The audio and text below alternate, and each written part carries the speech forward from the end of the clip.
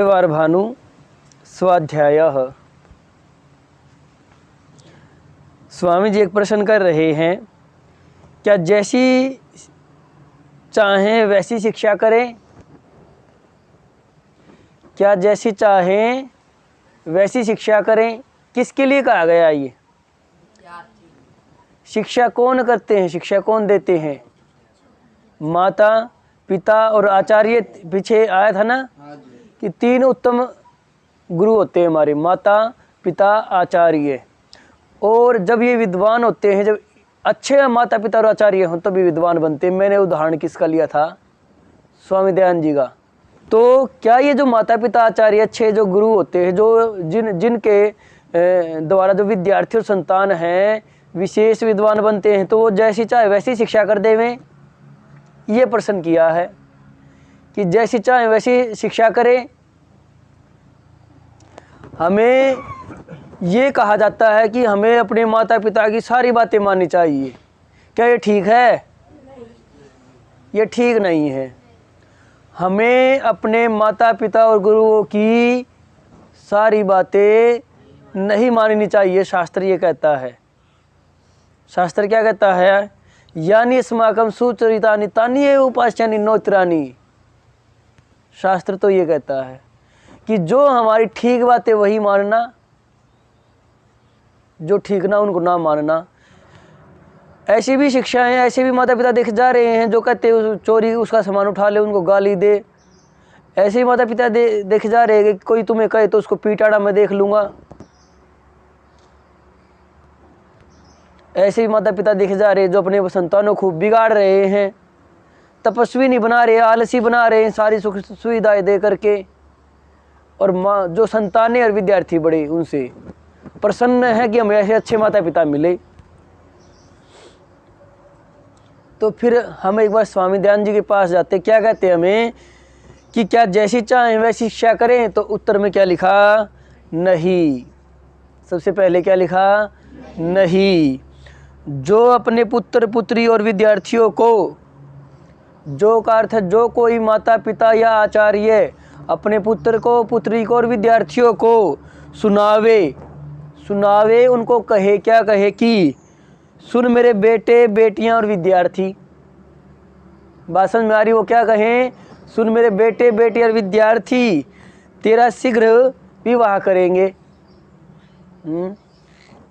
तो शीघ्र विवाह करना ठीक बात है? आप विद्वान बने नहीं, शरीर परिपक्व हुए नहीं, संतानें आप दे सकते नहीं, उनको विद्वान बनाने का आप में सामर्थ्य नहीं, आपकी योग्यता नहीं, और आपका विवाह कर देंगे। तो जो संतानें जो आगे होंगी तो वो बीमारी युक्त होंगी क्योंकि शरीर परिपक्व नहीं, और अविद्या से युक्त होंगी, बुद्धिहीन होगी। आज परीक्षाएं ली जा रही है गुरुकुलों में, स्कूलों में। जब बच्चों को ले जाता क्या लिया जाता है? परीक्षाएं ली जाती हैं।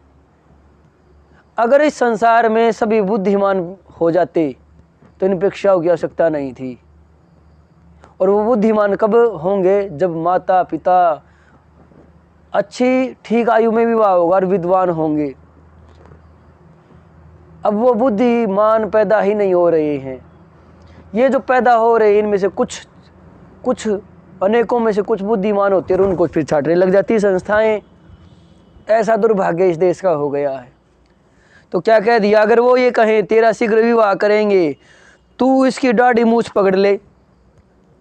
इसकी अर्थात अगर कोई तुम्हें कहे या ना भी कहे, अगर कोई ऐसा हो अपना बल दिखाया करो, उनकी दाढ़ी मूछ पकड़ के खींच लिया करो। इसकी जटा पकड़ के ओढ़नी फेंक दे। किसी महिला के बालों को पकड़ो और उसकी ओढ़नी फेंक दे। धोल मार, समझ गए? उनको धोल मार, थप्पड़ मार, मुक्के मार, गाली दे, इसका कपड़ा छीन ले, ओढ़ना व टोपी फेंक दे। खेल कूद हंस, खूब खेल कूद, पढ़नी है मत, खूब खेल कूद मौज करो। पढ़ो मत, कोई योग्यता ना बनाओ, हंस रो, तुम्हारी विवाह में फुलवारी निकालेंगे। बहुत मतलब तो डीजे वाली बात आ गई, बड़े डीजे निकालेंगे। इत्यादि को शिक्षा करते हैं। इस प्रकार की इत्यादि लगा दिया तो ऐसी और अन्य और भी जो कुछ शिक्षा करते हैं उनको माता पिता आचार्य नहीं समझना चाहिए। वो माता पिता आचार्य ही नहीं हैं।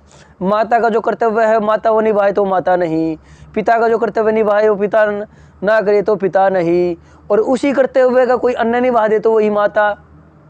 माता कौन होती है? जो अपने बच्चे का पालन पोषण करती है। हमारी पालन पोषण कौन कौन करते हैं? गौ माता भी करती है। उसके दूध से हमारा उत्तम पोषण होता है तो उसको क्या कहा जाता है? माता किया जाता है। हमें अन्न से हमारा पोषण होता है तो धरती माता। तो माता उसको कहा जाता है जो पोषण करे, जो भी पोषण करे उसको हमारी यहाँ माता कहा जाता है। और जो पोषण ही ना करे क्या उसको माता कहें? नहीं। ऐसे ही पालन करने से पिता होता है, और जो पालन करे सुशिक्षा करे वो माता पिता, और जो ऐसा करे ही नहीं और जो आचार्य ऐसा करे ही नहीं वो क्या होंगे? माता पिता आचार्य। नहीं समझना चाहिए। किंतु संतान और शिष्यों के पक्के शत्रु और दुखदायक है। कैसे शत्रु हैं? पक्के, कच्चे शत्रु नहीं है। कोई थोड़ी देर के लिए बिगाड़ करे वो कैसा है? कच्चा शत्रु है। और जो लंबे समय के लिए बिगाड़ करे वो पक्का शत्रु है। अब माता पिता आपके साथ थोड़े समय रहते हैं, लंबे समय तक, और लंबे समय तक आप में बिगाड़ पैदा करे तो कैसे शत्रु हो गए? पक्के शत्रु हो गए। और आप सबसे ज़्यादा किसकी मानते हैं? माता पिता और गुरुओं की। और वो ही शिक्षा उल्टी करे तो कैसे शत्रु हो गई? वो पक्के शत्रु हैं। कैसे शत्रु हैं? पक्के शत्रु और दुखदायक हैं। क्योंकि जो बुरी चेष्टा देखकर लड़कों को न घुड़कते, जो बुरी चेष्टा देख करके जो माता पिता आचार्य ये देख लेवे कि उनके बच्चे, उनके आचार्यों के, उनके विद्यार्थी कोई बुरी चेष्टा कर रहे हैं, कोई गलत कार्य कर रहे हैं, कोई ऐसी क्रिया कर रहे हैं जो गलत है, और उसको ना घुड़कते का अर्थ होगा उसको धमकाते नहीं, देख करके अपने संतानों को देखे कि ये गलत कर रहा है, इसकी क्रियाएं ठीक नहीं है, उसको ना धमकावे न दंड देते हैं, वे क्यों कर माता पिता और आचार्य हो सकते हैं। इसका अर्थ है वो माता पिता आचार्य नहीं है। कौन नहीं? माता पिता आचार्य।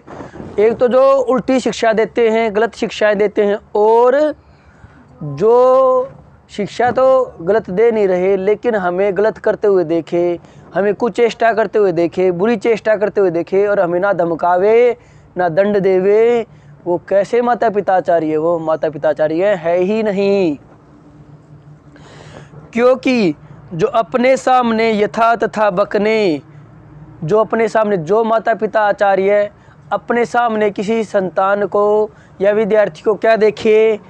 यथा तथा बकने, कि उनके सामने कोई यथा तथा जैसा मन में आए वैसा बकने लग जावे, निर्लज्ज हो जाए, शर्म करे नहीं, बेशर्म हो जाए, निर्लज्ज हो जाए, लज्जा ना करे, छोटे बड़े का मान ना करे, ऐसे कार्य करे जिससे सबका अपमान होवे तो लज्जा ना करे, व्यर्थ चेष्टा करने, ऐसी क्रिया करे जो व्यर्थ की हो, बेकार की, उसका कोई लाभ नहीं।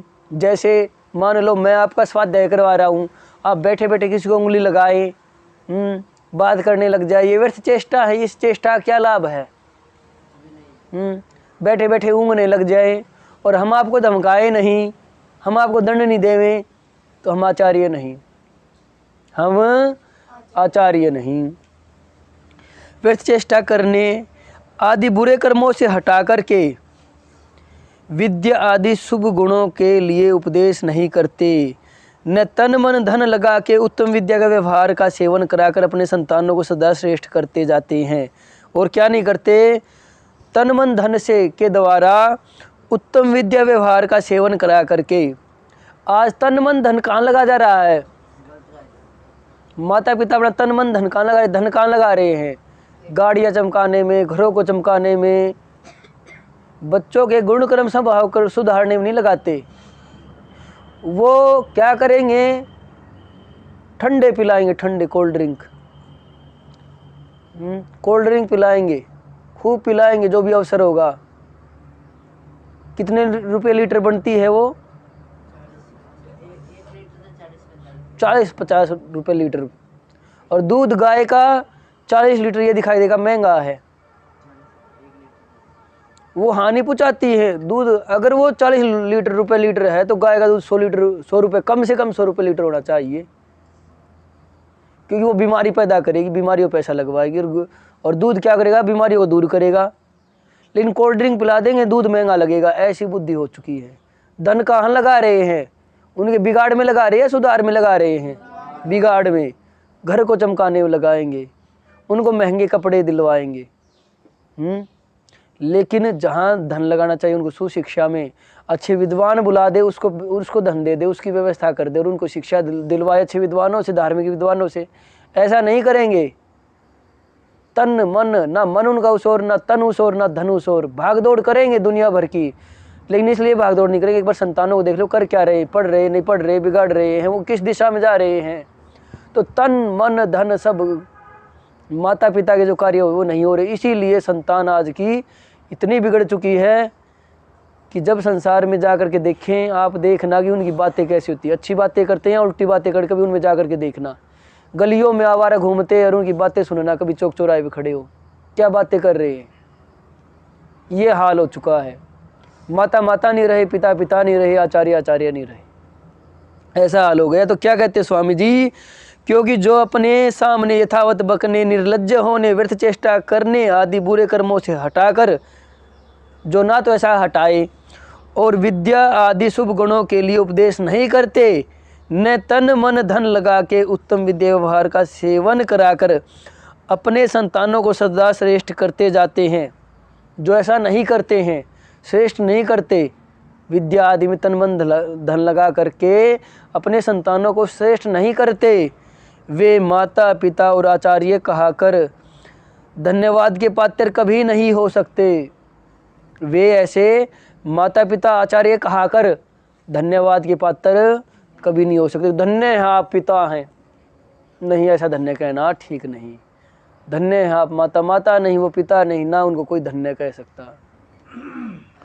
और जो अपने अपने संतानों और शिष्यों को ईश्वर की उपासना, धर्म अधर्म, प्रमाण प्रमेय, सत्य मिथ्या, पाखंड, वेद शास्त्र आदि के लक्षण और उनके स्वरूप को यथावत बोध करा, उनका ज्ञान करा। किन का ज्ञान करा? उपासना कैसे होती है ईश्वर की, धर्म क्या होता है, अधर्म क्या होता है, प्रमाण क्या होता है, प्रमाण आगे आएगा, प्रमेय ये भी आगे आएगा, सत्य आगे आएगा, मिथ्या, पाखंड, वेद शास्त्र आदि के लक्षण, किन लक्षणों से धर्म धर्म कहलाता है, अधर्म अधर्म कहलाता है, सत्य सत्य कहलाता है, प्रमाण प्रमाण कहलाता है, पाखंड पाखंड होता है। क्या लक्षण है? आज तो पाखंड को सत्य मान बैठे क्योंकि लक्षण नहीं पता, और सत्य को पाखंड मान बैठे क्योंकि लक्षण नहीं पता। तो जो अपने माता पिता इनको लक्षण बताएं इनके धर्म के अधर्म के, ताकि उनको धर्म का ठीक ठीक ज्ञान हो, अधर्म का ठीक ठीक ज्ञान हो, सत्य का ठीक ठीक ज्ञान हो, पाखंड का ठीक ठीक ज्ञान हो, ये तो पाखंड है। ईश्वर की उपासना का ठीक ठीक ज्ञान हो, जो ऐसा का ज्ञान करा, यथावत बोध करा, और सामर्थ्य के अनुकूल उनको वेद शास्त्रों के वचन भी कंठस्थ कराएं। वेद शास्त्रों के वचन भी कंठस्थ करवाएं। जैसे आपको मंत्र कंठस्थ करवाते हैं, श्लोक कंठस्थ करवाते हैं, सूत्र कंठस्थ करवाते हैं, वचन कंठस्थ करवाते हैं। चार चीज़ें होती है संस्कृत में, मंत्र होते हैं, श्लोक होते हैं, सूत्र होते हैं और वचन होते हैं। तो इनको कंठस्थ करवाते हैं। जैसे यानी अस्माकम सुचरितानि तानि उपास्यानि नोत्रानि, ये श्लोक नहीं, ये क्या है? वचन है। और अभिवादनशीलस्य नित्यं वृद्धोपसेविनः चत्वारि तस्य वर्धन्ते आयुर्विद्या यशो बलम, ये क्या है? ये श्लोक है। स्वतंत्र कर्ता सूत्र है अष्टाध्यायी का, अदर्शनम लोप है सूत्र अष्टाध्यायी का। और विश्वानि देव सवितर्दूरितानि, क्या ये मंत्र है? तो मंत्र है, श्लोक है, सूत्र है, वचन है, ये आपको कंठस्थ करवाते। क्यों? क्योंकि आपको धर्म का ये जितना भी ज्ञान है, ये सत्य बोध हो, इन शास्त्रों के प्रमाणों के द्वारा उसका सत्य सत्य ज्ञान हो।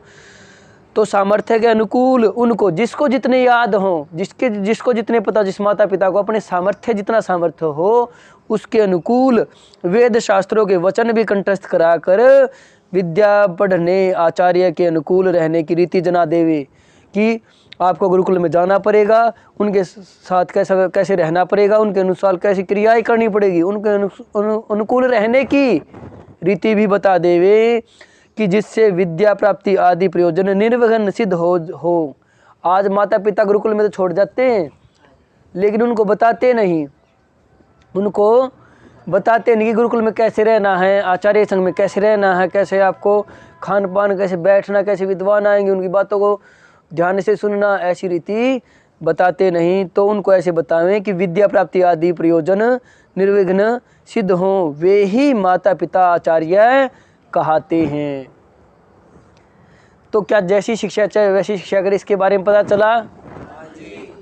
अब कोई आज आप देखना कितने माता पिता ऐसे हैं, पिता कितने हो गए ऐसे जो शराब पीते हैं, और घर में अगर ये गालियाँ देंगे और आप वो कहेंगे जा उसको ये कर दे वो कर दे, तो आप ऐसा ही करने लग जाएंगे कि हमें तो माता पिता की सारी बातें माननी है। ऐसे ही माताएं भी ऐसे देखी जाती है जिनमें पता नहीं क्या क्या, कहेंगे भूत प्रेत आ गए हैं, कोई देवी माता आ गई उनमें, और फिर वो कहेगी मेरे लिए ये करो वो करो, सारी बातें मानोगे। ऐसे ही गुरु भी हो चुके हैं जो जेलों में ही पड़े हैं। तो वो जैसे कहे वैसे, तो क्या उनकी सारी बातें मान ले में? सारी बातें नहीं मान सकते। हमें देखना पड़ेगा, हमें परखना पड़ेगा, हमें प्रश्नोत्तर करने पड़ेंगे। आज तो ऐसे विद्वान भी हो गए, तथाकथित अपने आप को विद्वान कहते हैं, सिद्धांतों पर ना तो जीवन जी रहे ना आचरण में। हमें प्रश्नोत्तर करने पड़ेंगे, परखना पड़ेगा कि विद्वान है या नहीं।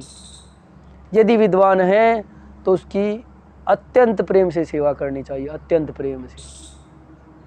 और अविद्वान है तो स्वामी दयानंद ने चौथे समलास में लिखा सत्यार्थ प्रकाश के कि नमस्ते आदि व्यवहार भी ना करे। तो कितने कठोर स्वामी दयानंद जी तो, क्योंकि जब अविद्वान को और जो अधर्मी व्यक्ति उसको नमस्ते करते हैं तो उसमें वो बहुत ऊपर चढ़ जाता है, वो अधर्म तीव्र गति से फैलाएगा, और जहाँ अधर्म फैलेगा वहाँ दुख फैलेगा, वह संसार की हानि होगी। अधर्मियों को सम्मान देने से संसार में बहुत बड़ी हानि हुई है, और धार्मिकों का भी मान न करने से ही बहुत बड़ी हानि हुई है। तो धार्मिकों का सम्मान हो, धार्मिक विद्वानों का, अधार्मिक मूर्खों का, पाखंडियों का अपमान ही होना चाहिए। और ये इसकी आपको परखनी पड़ेगी। जो भी आप सत्य जानियाँ प्राप्त कर रहे हैं उनके द्वारा प्रश्नोत्तर करें, और फिर अगर विद्वान मिलते हैं तो अति प्रेम से, अत्यंत प्रेम से उनकी सेवा करें, उनसे लाभ लेवें। और ऐसे ही घर में भी जा कर के भी जो माता पिता आपके हैं ठीक बात बतावें, स्वीकार करें, आचरण करें, उस पर चले, और जो गलत बताएं उसको कदापि आचरण में ना लावे, वैसा व्यवहार ना करें। तभी हम आर्य हैं, तभी ऋषियों की संतान है, तभी व्यवहार भानु का स्वाध्याय करना सार्थक है।